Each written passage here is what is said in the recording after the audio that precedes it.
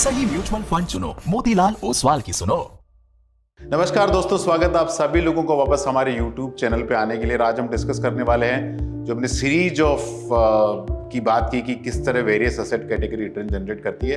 तो डेट के अंदर हमने पहला वीडियो रिलीज किया। अभी सेकंड वीडियो के डेट के बारे में और डीपर जानकारी आपको दी जाए। उसमें काफी लोगों के मन में कुछ विचार होते हैं, कुछ मिथ्स होते हैं, उनको बस्ट करने की हमने कोशिश की है। तो जैसे कि हमने पिछले वीडियो में बताया कि डेट में रिटर्न इन्फ्लेशन के आसपास आता है, लेकिन इन्फ्लेशन कंपाउंड होता है और डेट में बहुत कम ऐसे प्रोडक्ट होते हैं जिसके अंदर पैसा कंपाउंड होता है। एफडी के अंदर या एनसीडी के अंदर या वेरियस कॉर्पोरेट एफडीज के अंदर आपको जो एनुअल इंटरेस्ट का प्रोविजनिंग करना पड़ता है, उससे कंपाउंडिंग काफी इम्पैक्ट होता है। अगर हम मार्केट में देखें तो सबसे पॉपुलर डेट इंस्ट्रूमेंट है बैंक एफडी।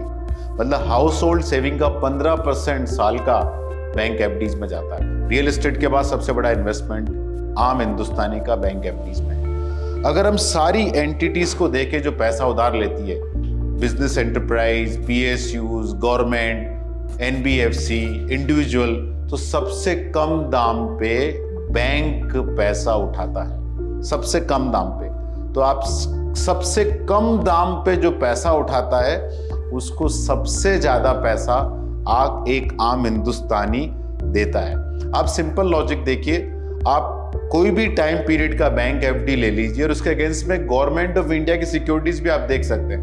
फॉर इंस्टेंट आज की तारीख में करंट अकाउंट पे इंटरेस्ट 0 है, सेविंग अकाउंट पे इंटरेस्ट 4% है, लेकिन कॉल मनी 6.70 6.80 के आसपास चल रहा है, जहां एक दिन के लिए भी पैसा डाल सकते हैं। आप 3 महीने का बैंक का एफडी देखिए जो 4 से 4.5% के आसपास है, 5% हो सकता है, और 3 महीने का आरबीआई इश्यू टी बिल 690 के आसपास है। तो बैंक से भी ज्यादा रेट पे इंडियन गवर्नमेंट पैसा ले रही है, और ये सारे इंस्ट्रूमेंट आपको कहां मिलेंगे उसके बारे में हम चर्चा करेंगे। तो जब भी आपको इन्वेस्ट करना हो तो सबसे पहले आपको क्या करना है कि एक टाइम पीरियड डिसाइड करिए जहां आपको इन्वेस्ट करना है। 7 दिन के लिए, 15 दिन के लिए, 30 दिन के लिए, 45 दिन, 1 साल, 2 साल, 3 साल, 5 साल। आप ये डिसाइड करिए कि आपको किस टाइम पीरियड के हिसाब से पैसा डालना है।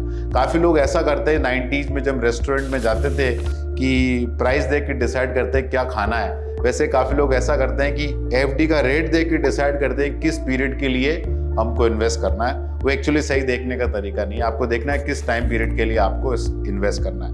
Step number 1। स्टेप नंबर 2, उस टाइम पीरियड का एफडी रेट निकाल लीजिए। आपने वो कर लिया।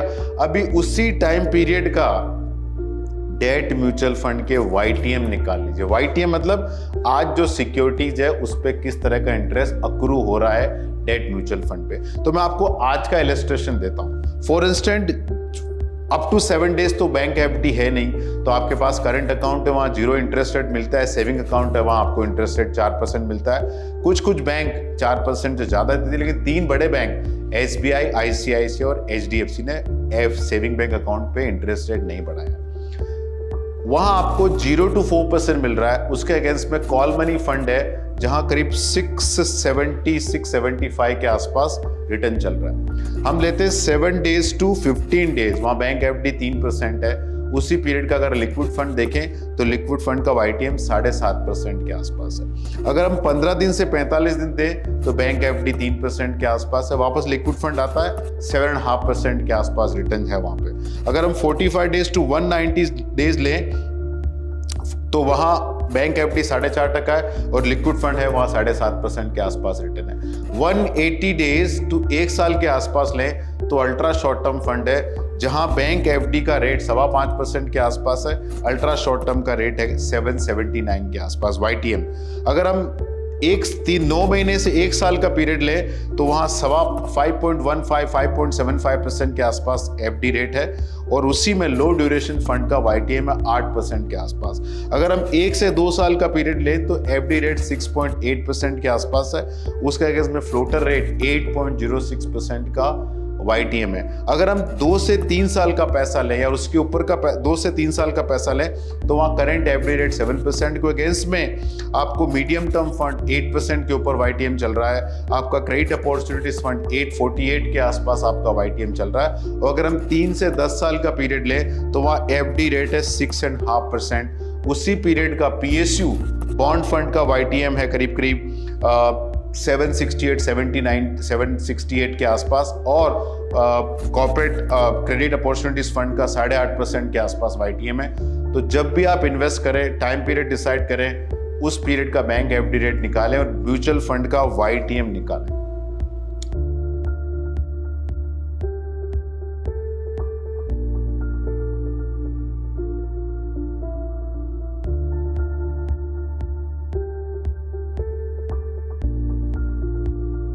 अब आते हैं बहुत इंटरेस्टिंग मिथ बस्ट करने के लिए डेट म्यूचुअल फंड पे। काफी लोग सोचते हैं कि डेट और एफडी में पैसा शॉर्ट टर्म के लिए डाला जाता है। ये बहुत बड़ा मिथ है। एफडी में पैसा बहुत ही लॉन्ग टर्म के लिए डाला जाता है। 30-40 साल के लिए बैंक एफडी में पैसा डाला, हम इसको रियलाइज नहीं करते। जब 25 साल की उम्र में आप इन्वेस्ट करना चालू करते हैं तो आपने शायद 25,000 रुपए की एफडी की होगी, लेकिन जब 60 साल की उम्र में होते हैं ना तो आपकी एफडी लाखों करोड़ों में पहुंच जाती है। तो एफडी एक्यूमुलेट हुई over a period of time.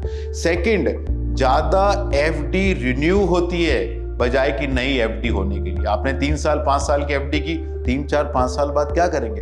आप वापस रिन्यू करते हैं। तो FD decisions are actually not short term decision, these are long term decision. इस बात का जरूर ध्यान रखें। दूसरा है कि हम अक्सर देखते हैं कि कूपन रेट और कंपाउंडिंग में फर्क नहीं समझते। काफी लोग बोलते हैं कि हमारे पास 10% टैक्स फ्री बॉन्ड है, हमारे पास 8% का एफडी है। अरे भाई 10% कूपन रेट तो है, क्या आपने 10% पे पैसा कंपाउंड किया? क्या आपने जो 8-8.5% की एफडी की उस पे पैसा कंपाउंड किया? डेट म्यूचुअल फंड आपको पैसा कंपाउंड करके देता। किस तरह कंपाउंडिंग है? सबसे सिंपल प्रोडक्ट है लिक्विड फंड। मैं इलस्ट्रेशन लेता हूं HDFC लिक्विड फंड का। अक्टूबर 2000 में चालू हुआ वो प्रोडक्ट, अभी 23 साल के पीरियड में 6.8% पे उसने पैसा कंपाउंड किया। अगर मैं इसको सिंपल रेट में कन्वर्ट करूं तो करीब करीब 15.5% सिंपल इंटरेस्ट रेट आया इस फंड में पिछले 23 सालों में। यस, 15.5% सिंपल इंटरेस्ट रेट आया, लेकिन 23 साल में वो 6.8% कंपाउंड दिखता है। तो कंपाउंडिंग में पैसा ज्यादा बनता है। आप कंपाउंडिंग और कूपन रेट का फर्क जरूर समझें। लॉस हार्वेस्टिंग, एफडी में आपका पैसा है, आपका एक एफडी में पैसा डूब गया, सपोज आपका DHF में पैसा लगा हुआ था, वहां DHF में पैसा रिटर्न नहीं हुआ, तो वो उसको आप कुछ नहीं कर सकते। लेकिन उसी टाइम आपका HDFC में एफडी है, तो HDFC के अंदर एफडी पे जो इंटरेस्ट है उसको आपको टैक्स देना है। यहाँ आपको नुकसान हुआ है वो आप एडजस्ट नहीं कर सकते। डेट म्यूचुअल फंड के अंदर आपको प्रॉफिट या नुकसान जो भी है वो आप बाकी टैक्सेबल इंस्ट्रूमेंट के अंदर, जैसे म्यूचुअल फंड हो गया या बाकी एसेट उसके अंदर में एडजस्ट कर सकते हैं। लॉस हार्वेस्टिंग आपको एफडी के अंदर अवेलेबल नहीं है। टैक्स डेफरिंग, NCD हो चाहे कॉर्पोरेट एफडी हो चाहे बैंक एफडी हो, हर साल आपको टैक्स का प्रोविजन करना है। डेट म्यूचुअल फंड के अंदर जब तक आप पैसा नहीं निकालेंगे आपको टैक्स नहीं देना है, इसलिए आपकी कंपाउंडिंग ज्यादा होती है।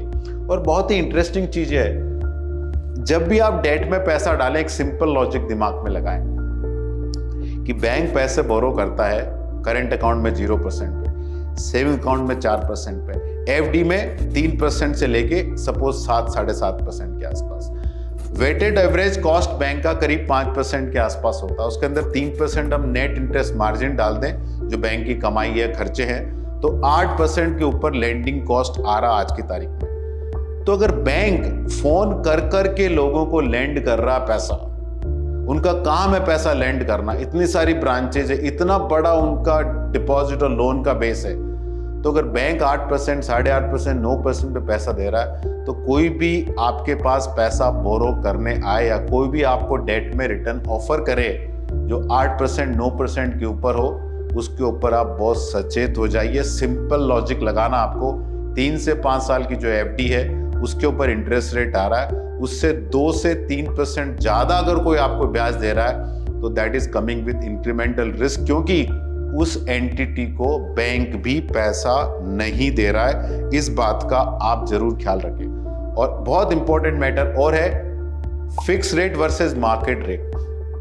बैंक एफडी, कॉर्पोरेट एफडी में आपको फिक्स रेट मिलती है, और डेट इंस्ट्रूमेंट में, जो बाजार में इंस्ट्रूमेंट है, म्यूचुअल फंड है, डेट म्यूचुअल फंड है, वो आपको मार्केट लिंक्ड इंस्ट्रूमेंट मिलता है। और हमको लगता है कि फिक्स ज्यादा अच्छा है, बट बिल्कुल गलत है।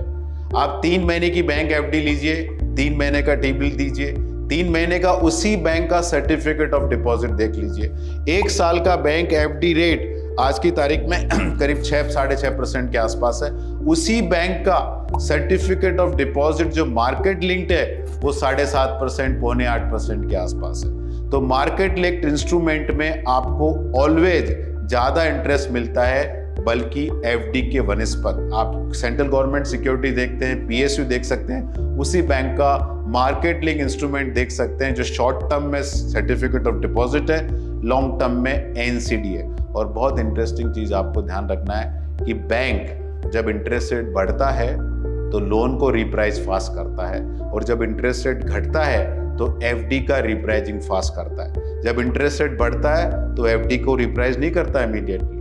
तो ये आपके साथ खेल हो रहा है, इससे आप सचेत रहें। और जैसे मैंने पहले वीडियो में दिखाया है कि पिछले 32 सालों में वीट, पेट्रोल और तूर दाल का दाम 7.5 से 8.5% कंपाउंड हुआ, मतलब 10 से 12 गुना 32 सालों में इन्फ्लेशन बढ़ा है।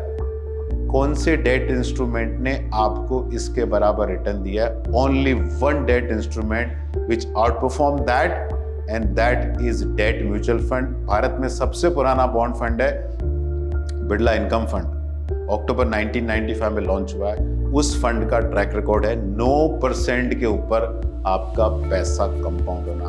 तो दोस्तों, डेट की इन्वेस्टिंग की बारीकियां समझिए, क्योंकि अगर आप समझ के इन्वेस्ट करेंगे तो अपनी लाइफ लॉन्ग 30-40 साल की जो इन्वेस्टिंग जर्नी है उसके अंदर आप 1-1.5% इजीली एडिशनल अल्फा जनरेट कर सकते हैं। वो बहुत बड़ा अमाउंट होता है। शॉर्ट टर्म में कम दिखता है, लेकिन लॉन्ग टर्म में बहुत बड़ा अमाउंट होता है। दोस्तों, वीडियो सिर्फ और सिर्फ एजुकेशन पर्पसेस के लिए। आपको कहाँ इन्वेस्ट करना, कहाँ नहीं करना, अपने म्यूचुअल फंड डिस्ट्रीब्यूटर से कंसल्ट करिए। Mutual fund investments are subject to market risk. Please read the offer document carefully before investing. और इन्वेस्टिंग प्रोडक्ट को एग्जामिन करने में रिटर्न से पहले रिस्क जरूर समझिए।